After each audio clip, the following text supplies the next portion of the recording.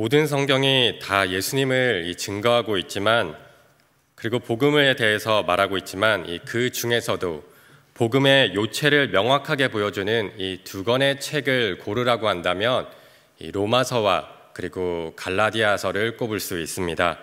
특히 이 바울이 사역 초반에 기록한 이 갈라디아서는 복음의 정수라고 할 수 있습니다. 종교개혁을 일으켰던 마틴 루터의 이 신앙의 핵심도 바로 갈라디아서였습니다. 그래서 루터는 갈라디아서에 대하여 갈라디아서는 나의 서신이다. 나는 이 서신과 결혼하였다. 이것은 나의 아내다 라고까지 말하였습니다. 이처럼 갈라디아서는 우리에게 복음이 무엇인지 알려주며 또한 복음의 폭발적인 변화라는 측면에서 매우 중요한 책입니다. 복음의 폭탄이 우리의 삶을 송두리째 흔들어 놓을 때 참된 신앙의 본질을 발견하게 됩니다. 그리고 그러한 존재의 변화는 우리의 삶의 변화로까지 이어집니다. 그런데 이 복음은 사람으로부터 난 것이 아니라 하나님께로부터 온 것임을 1절과 11절 그리고 12절은 말씀하고 있습니다. 사람에게서 난 것도 아니요 사람으로 말미암은 것도 아니요 오직 예수 그리스도와 그를 죽은 자 가운데서 살리신 하나님 아버지로부터 말미암아 사도된 바울은, 그리고 11절과 12절은 형제들아 내가 너희에게 알게 하노니 내가 전한 복음은 사람의 뜻을 따라 된 것이 아니니라. 이는 내가 사람에게서 받은 것도 아니요 배운 것도 아니요 오직 예수 그리스도의 계시로 말미암은 것이라. 아멘. 이 복음은 하나님으로 말미암은 것, 곧 계시입니다. 계시란 하나님께서 드러내지 않으시면 알 수 없는 진리를 뜻합니다. 하나님께서 이 초자연적인 역사를 통해 우리가 알 수 있는 방법으로 자신을 드러내신 것이 곧 계시입니다. 그리고 복음은 계시를 통해서만 알 수 있는 유일한 진리입니다. 원래부터 있었지만 감추어진 사실, 우리가 인식하지 못하였던 진리가 이 하나님의 은혜의 역사로 깨달아지는 것이 바로 계시입니다. 그리고 하나님의 계시가 가장 완벽하게 드러난 이 계시의 절정이 바로 예수 그리스도입니다.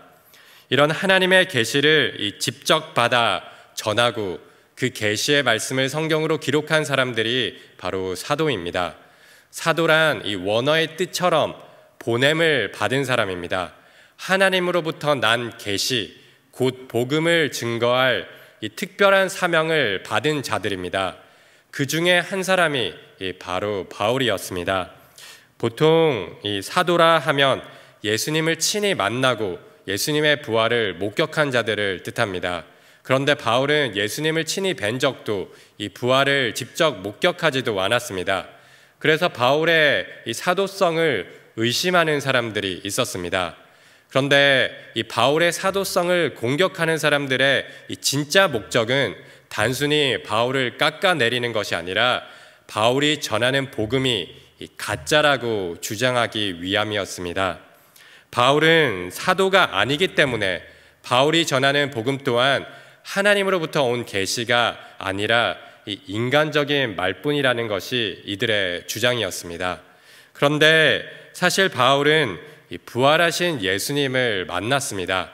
아직 사울이라 불리던 시절 예수님을 믿는 자들을 핍박하러 가던 길, 곧 다메섹 도상에서 부활하신 예수님을 만난 사건이 사도행전 9장 3절에서부터 5절에 기록되어 있습니다. 사울이 길을 가다가 다메섹에 가까이 이르더니 호련히 하늘로부터 빛이 그를 둘러 비추는지라. 땅에 엎드려져 들음에 소리가 있어 이르시되 사울아 사울아 내가 어찌하여 나를 박해하느냐 하시거늘 대답하여 주여 누구시니이까 이르시되 나는 내가 박해하는 예수라. 바울은 죽은 자 가운데서 살아나신 예수님을 만났습니다. 그리고 그 만남이 바울의 삶을 송두리째 흔들어 놓았고 완전히 뒤바꾸어 놓았습니다. 예수 믿는 자들을 죽이던 자에서 예수를 위해 죽는 사람으로 변화되었습니다. 하나님의 계신 복음을 이방인에게 전할 이 특별한 사명을 받았기에 바울은 한치의 망설임이나 주저함 없이 자신을 사도라고 말하고 있는 것입니다. 그렇게 이방인 전도를 위해 부르심을 받은 사울이 1차 선교 여행 때 방문하여 복음을 전하였던 곳이 바로 갈라디아 지방이었습니다. 그런데 이 갈라디아 교회에 바울은 거짓말쟁이이고 바울이 전한 복음이 가짜라고 선동하는 자들이 들어왔던 것입니다. 바울은 이방인들이 쉽게 복음을 받아들일 수 있도록 이 변질된 복음을 전하고 있다고 가르치고 있다고 이들은 주장하였습니다. 바울이 이 유대 전통에서 벗어나 헬라 문화와 타협하였다는 것입니다. 이처럼 이 갈라디아 교회에 퍼지는 이 잘못된 소문을 반박하기 위해 바울이 쓴 편지가 갈라디아서였습니다. 자신을 변호하기 위하여 쓴 편지가 아니라 이 복음을 수호하기 위하여 적었던 것입니다. 그래서 이 바울은 편지의 첫 소절부터 자신의 사도성을 강조하였던 것입니다. 자신의 권위를 내세우고 자신이 이 사도임을 자랑하기 위한 것이 아니라 이 자신이 전하는 복음이 진리이며 하나님의 계시임을 말하고 있는 것입니다. 이에 대한 이 바울의 어조는 매우 강력합니다. 보통 사도 바울이 쓴 편지들, 로마서, 고린도 전후서, 빌립보서와 같은 서신서들은 감사 기도와 이 안부 인사로 대부분 시작합니다. 요즘은 이 손편지를 많이 쓰지 않지만 이 편지를 쓸 때 암묵적인 형식들이 있기 마련이죠. 이 서두에 날씨 이야기를 하거나 안부를 묻거나 이 소소한 삶의 이야기를 시작하면서 그렇게 편지를 적었습니다. 그리고 정말 하고 싶은 이야기가 그 다음에 이어집니다. 그런데 이런 형식들을 다 무시하고 내뜸 본론으로 들어가서 분노를 표출하고 있는 편지를 받게 된다면 이 상대방의 마음이 어떠한지 짐작할 수 있습니다. 갈라디아서는 그렇게 서두를 생략하고 바로 본론으로 들어간 것입니다. 복음을 다루는 문제는 결코 타협할 수 없고 매우 급박하며 심각한 중요한 일이기 때문입니다. 심지어 바울은 1장 9절에서 이렇게까지 말합니다. 만일 누구든지 너희가 받은 것 외에 다른 복음을 전하면 저주를 받을지어다. 복음이 아닌 것을 교묘하게 복음인 것처럼 전하는 이들에게 저주의 말을 퍼붓는 것도 바울은 서슴지 않았습니다. 바울이 감정에 사로잡힌 나머지 분을 참지 못하고 거친 말을 쏟아내고 있는 것일까요? 사역에 대한 스트레스가 너무나도 극심한 나머지 조그만 일에도 화를 참지 못하는 그런 분노 조절 장애가 생겼던 것일까요? 아닙니다. 복음을 변질시켜 잘못된 곳으로 인도하는 것은 이 저주를 받아 마땅한 아주 심각한 죄였기 때문입니다. 이는 결코 양보할 수 없는 진리의 문제이고 사람의 말이 아니라 하나님의 말씀이기 때문에 바울은 아주 단호하고 강경하게 말하고 있는 것입니다. 예수님께서도 마태복음 18장 6절에서 누구든지 나를 믿는 이 작은 자 중 하나를 실족하게 하면 차라리 연자 맷돌이 그 목에 달려서 깊은 바다에 빠뜨려지는 것이 나으니라 라고 말씀하셨습니다. 이처럼 복음에 무엇을 더하거나 빼거나 하나님의 말씀에 가감하는 일은 아주 무서운 죄입니다.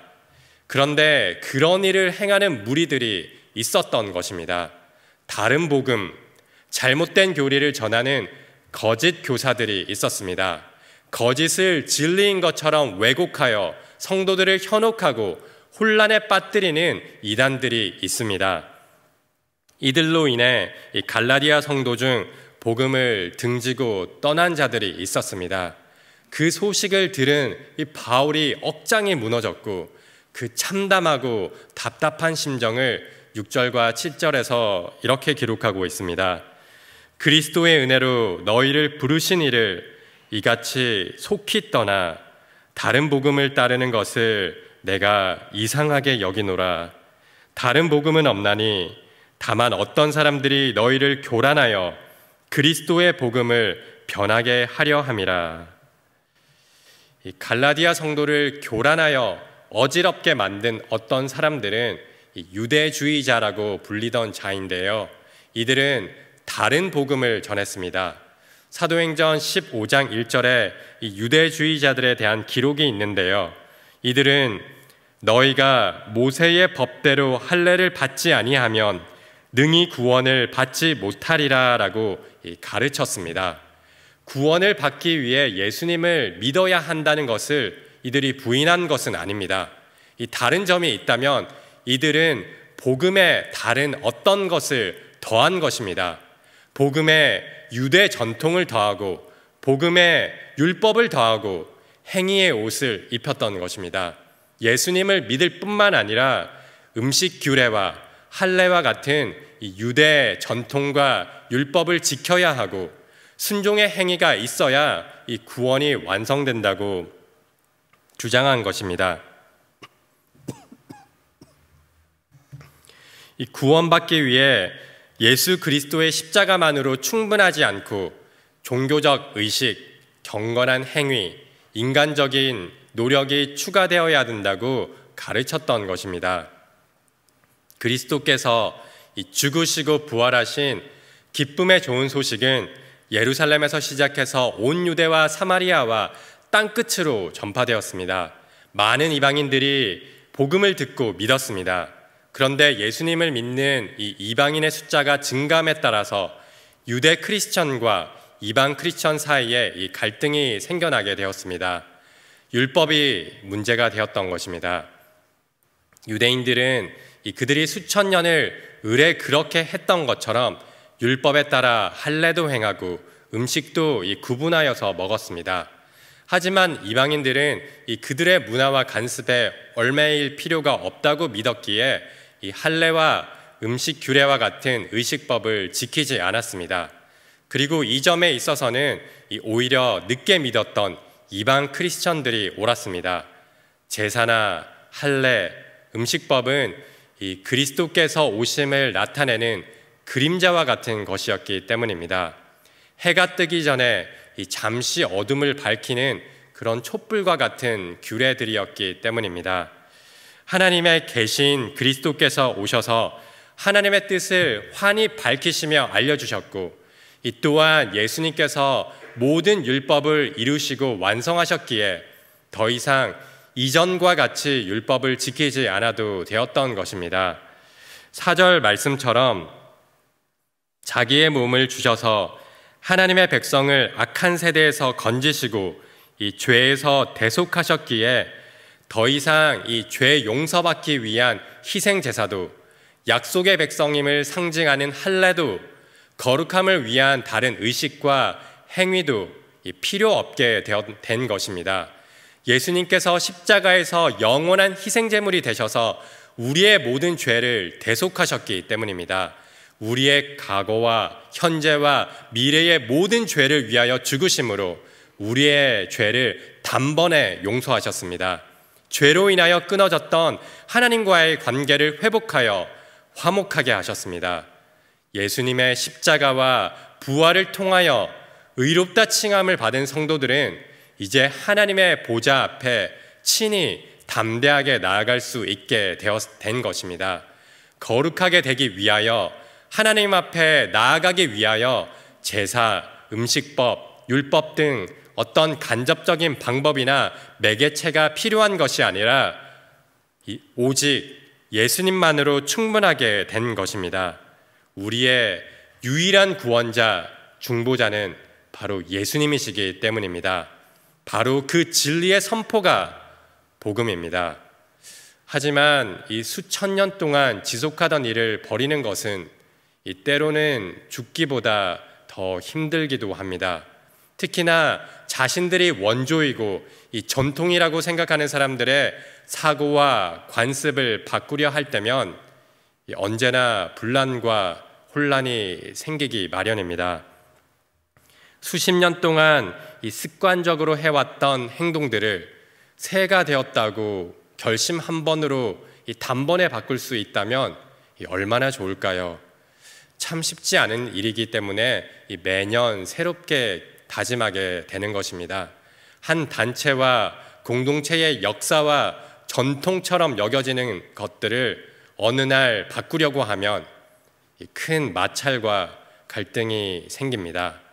유대인들이 수천 년 동안 의례적으로 해왔던 율법의 행위, 할례와 음식법이 더 이상 유효하지 않다고 무익하다고 했을 때 큰 저항이 일어난 것은 어쩌면 당연한 일입니다.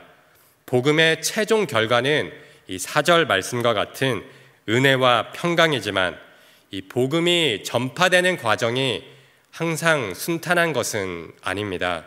복음이 전해지는 곳에는 이 소란이 있고 분열과 갈등이 있기 때문입니다. 어둠이 빛이 어둠 가운데 임하면 사람들이 빛을 미워하기 때문입니다. 악과 불의를 바로잡고 죄를 몰아내는 복음의 능력에 악한 세력이 저항하며 문제를 일으키기 때문입니다. 그래서 예수님께서 가시는 곳마다 회복의 역사가 있었지만 또한 문제가 있었습니다. 예수님도 악한 세상에, 악한 세대에게 미움을 받으셨습니다. 또한 예수님의 제자와 사도들이 복음을 전할 때 받은 고난과 핍박들이 사도행전에 자세히 기록되어 있습니다. 이처럼 이 복음의 능력이 만들어내는 놀라운 변화로 인해 갈라디아 교회 안에 충돌과 갈등이 발생한 것입니다.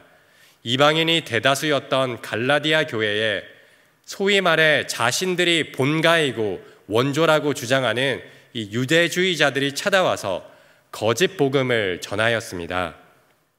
그리스도께서 자유롭게 하신 자들을 다시 속박하며 의식상, 절차상의 율법을 지켜야 한다고 가르치기 시작하였습니다. 할례를 받아야 하고 돼지고기를 먹으면 안 된다. 우리 유대인들이 하는 것처럼 행동해야 하고 우리 유대인들이 믿는 것처럼 너희도 믿어야 된다고 가르쳤던 것입니다. 이는 바울이 전한 복음과 정반대되는 주장이었고 유대주의자들은 자신들의 가르침을 갈라디아 성도들이 받아들이도록 만들기 위하여 바울을 공격하였던 것입니다. 그의 사도성에 의문을 제기하며 바울이 말하는 복음은 가짜이고 사람의 것이라고 말한 것입니다. 하지만 바울이 전한 복음은 이 사람에게 받은 것도 배운 것도 아닌 그리스도의 계시, 곧 하나님 아버지로부터 온 것이었습니다. 복음은 사람의 생각과 전통, 관습과 문화가 아니라 하나님 아버지에서부터 난 것입니다. 또한 복음은 하나님께서 하신 일, 곧 죽은 자 가운데서 살아나신 예수 그리스도에 관한 것입니다. 4절 말씀을 보면 그리스도께서 하나님 곧 우리 아버지의 뜻을 따라 이 악한 세대에서 우리를 건지시려고 우리의 죄를 대속하기 위하여 자기 몸을 주셨으니 아멘. 이 복음은 할례를 행하고 음식 규정을 지키는 무엇을 행해야 하는 것이 아닙니다. 우리의 노력과 공로로 얻는 대가가 아니라 죽어 마땅한 죄인에게 아무런 자격이 없고 무가치한 자들에게 하나밖에 없는 아들 예수를 내어주신 하나님의 은혜입니다. 복음은 예수님께서 우리를 이 악한 세대에서 죄에서 구원하기 위하여 십자가에서 죽으시고 살아나셔서 은혜와 평강을 가져다 주신 기쁨의 좋은 소식입니다. 복음은 예수님께서 우리가 마땅히 죽어야 할 죽음의 자리에서 대신 죽으심으로 우리의 죄가 사함을 받았고 우리가 마땅히 살아야 할 삶을 사심으로 모든 율법을 온전히 지키신 그 순종의 삶을 사셨다는 선포입니다. 얼마나 기도하고 종교적으로 선행을 해야 구원을 얻을 수 있을까? 어떤 일을 해야 나의 죄를 가리울 수 있을까? 어떻게 살아야 새로운 삶, 변화된 삶을 살 수 있을까? 사람다운 삶, 가치 있는 삶을 살기 위해서는 무엇을 해야 할까? 이런 고민에 빠져 선을 행하면서도 결국에는 불안과 염려, 초조함에 떨 수밖에 없는 것이 이 세상 종교의 모습입니다. 아무리 노력해도 그 누구도 스스로 구원에 이를 수 없기 때문입니다. 죄의 문제를 해결할 수 없기 때문입니다. 죄의 종착역인 이 죽음의 문제에 봉착하게 되기 때문입니다. 그런데 하나님으로부터 구원이 선물로 주어졌습니다. 십자가의 죽음과 죽음을 이기신 부활을 통해서 우리는 자유와 기쁨을 누리게 되었습니다.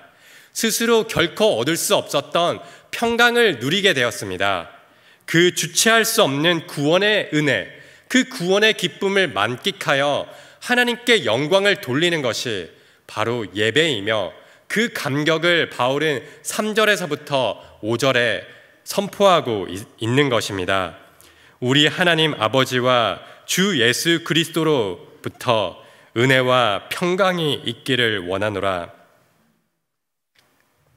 그리스도께서 하나님 곧 우리 아버지의 뜻을 따라 이 악한 세대에서 우리를 건지시려고 우리 죄를 대속하기 위하여 자기 몸을 주셨으니 영광이 그에게 세세토록 있을지어다. 아멘. 지금도 복음에 무엇을 더하려는 가르침은 끊임없이 시도되고 있습니다.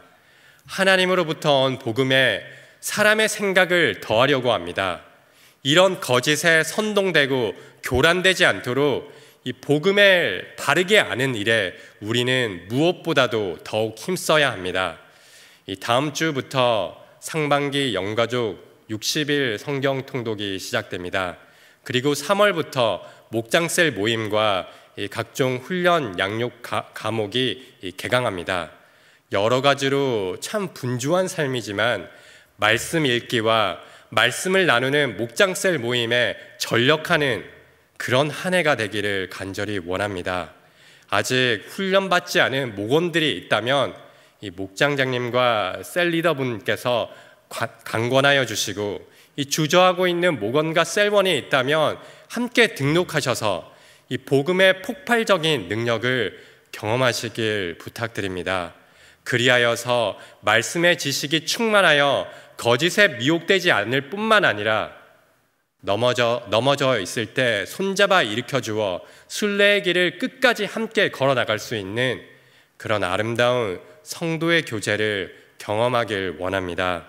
그리하여 혼자서는 결코 갈 수 없었고 이룰 수 없었던 신앙의 새 지평을 열고 그리스도의 장성한 분량까지 자라나는 은혜를 누리길 원합니다. 우리는 이 거짓 가르침에 빠지는 것을 경계할 뿐만 아니라 부지불식간에라도 우리 자신이 복음의 걸림돌이 되지 않도록 매우 주의해야 합니다. 때로는 전통이라는 이름으로, 때로는 도덕이라는 모습으로, 개인의 취향이나 다른 어떤 형태로도 복음을 제한하거나 복음의 가치를 훼손하지 않아야 합니다. 십자가만으로, 예수님만으로 구원이 충분하지 않다는 것을 거부하며 은혜에서 벗어나지 않아야 합니다. 6절 말씀과 같이 속히 떠나는 영적 변절자나 탈영병이 되지 않도록 이 정신을 차리고 근신하여 깨어 늘 기도하여야 합니다. 또 한편으로 이 진리가 아닌 문제에 있어서 이 너그러운 마음으로 수용하고 품어주는 태도가 우리에게 필요합니다. 진리가 아닌 이 부수적인 문제로 형식적인 것 때문에 이 교회의 갈등과 분열을 조장하지 않아야 합니다. 왜냐하면 복음은 하나님이신 예수님께서 사람이 되어 오실 만큼 그렇게 파격적인 것이기 때문입니다. 형식적인 형식을 모두 다 깨뜨리는 것이기 때문입니다. 우리를 하나 되게 하시고 참된 자유를 주신 이 복음을 우리의 삶으로 우리 또한 살아내야 하는 것입니다. 복음은 모든 믿는 자에게 주시는 하나님의 능력입니다. 유대인에게도 헬라인에게도 믿는 자에게도 믿지 않는 자에게도 꼭 필요한 이 기쁨의 좋은 소식입니다. 우리가 아무리 수고하여도 메울 수 없는 그 죄의 간극을 예수님께서 메우셨고 벗어날 수 없는 마음의 무거운 짐이 십자가 앞에서 비로소 벗겨졌습니다. 집요하게 괴롭히던 죄책감, 불안과 걱정, 슬픔을 처음으로 모두 다 벗어버린 그 홀가분함, 그 기쁨, 그 감사, 세상에 홀로 떨어진 줄 알았는데 외톨이인 줄 알았는데 예수님께서 나와 함께 계시고 성령님이 나와 동행하는 그 기쁨, 우리의 인식의 한계를 넘어 주어진 하나님의 말씀이 육신이 되어 오시고 그 말씀이 우리 가운데 함께 계시며 우리의 모든 결핍과 필요를 채우시고 죄의 문제를 해결하신 그 놀라운 소식, 그 복음이 만들어내는 기쁨과 자유, 은혜와 평강이 우리의 삶 가운데 늘 충만하기를 간절히 소망합니다.